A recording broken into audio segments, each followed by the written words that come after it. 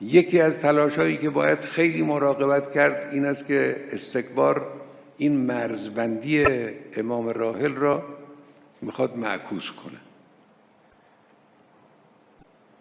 یعنی خطوط فاصله در دنیای اسلام رو پررنگ کنه، جنگ شیعه و سنی، جنگ عرب و عجم، گاهی جنگ شیعه، جنگ سنی که این در الان شما جلو چشم شماست میبینید دیگه در جبهه‌های مختلف، یه جناح سنی با یه جناح سنی، یه جناح شیعه با یه جناح شیعه.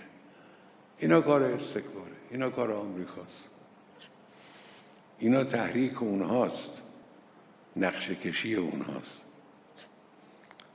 که خب متاسفانه وجود داره.